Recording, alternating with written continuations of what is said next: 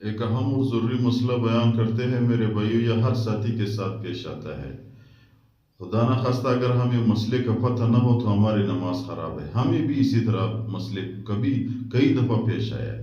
مسئلہ یہ ہے میرے بھائیو، اگر کسی کو شک ہوا نماز میں کہ میں نے 2 رکعت پڑھی ہے یا 3 رکعت پڑھی ہے یا 4، انسان کو شک ہوتا ہے، انسان کمزور ہے۔ اللہ تعالیٰ فرماتے ہیں خلق الانسان ضعیفا، انسان کو ہم نے ضعیف پیدا کیا، کمزور پیدا کیا ہے۔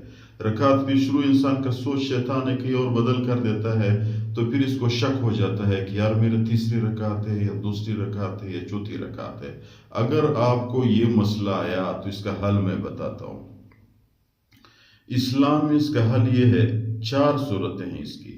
پہلی صورت یہ ہے میرے بھائیو، اگر آپ کو پہلی دفعہ شک ہوا، آپ مکمل نماز پڑھتے ہو اپنے عمر میں، پہلی دفعہ آپ کو یہ مسئلہ پیش آیا کہ یار پہلی رکعت ہے، 2ری یا 3ری یا 4تھی ہے، تو اس وقت آپ سلام پھیر دیں، نئے سرے سے نماز شروع کریں، کیونکہ آپ کے قصد جو ہے، آپ کی ارادہ، کبھی آپ کو شک نہیں آیا۔ یہ پہلی دفعہ جب آیا تو اس میں شک ہے یقینی، آپ نماز نئے سرے سے شروع کریں۔ ایک اگر ایسا ہے کہ آپ کو یہ شک ہوتا رہتا ہے، دوسرا آپ کو شک ہوتا رہتا ہے، اکثر کبھی یہ شک ہوتا ہے کہ 3ری رکعت ہے یا 4تھی رکعت ہے، تو پھر آپ ایک کام کریں، غالب گمان پہ عمل کریں۔ غالب گمان کا کیا مطلب ہے؟ آپ کو شک ہوا کہ یار میرے 3ری رکعت ہے یا 4تھی، تو آپ ایسا کرو، غالب گمان آپ کی زیادہ سوچ کس طرف ہے؟ اگر آپ کی زیادہ سوچ اس طرف ہے کہ 3ری رکعت ہے، تو 3ری شمار کرو، 1 رکعت اور ساتھ ملاؤ، آخر میں سجدہ سہو کرو۔ یہ بات ذہن میں یاد رکھو، آخر میں سجدہ سہو ضرور کرو۔ خدا نہ خواستہ اگر آپ کی 4تھی تھی، آپ نے 1 رکعت زیادہ بھی پڑھ لیا، لیکن آپ کو یہ شک ہوتا رہتا ہے، تو بس سجدہ سہو کرو، اللہ تعالیٰ مہربان ہے، آپ کو معاف کر دے گا۔ ایک اگر آپ کو غالب گمان بھی نہ ہو، یہ 3ری مسئلہ بیان کرتا ہوں، اگر آپ کے 4 صورتیں میں بیان کرتا تو پہلے نئے سرے سے پڑھو۔ دوسرا مسئلہ یہ شک ہوتا رہتا ہے۔ تیسرا مسئلہ یہ ہے آپ کے غالب گمان بھی کسی طرف نہیں ہے۔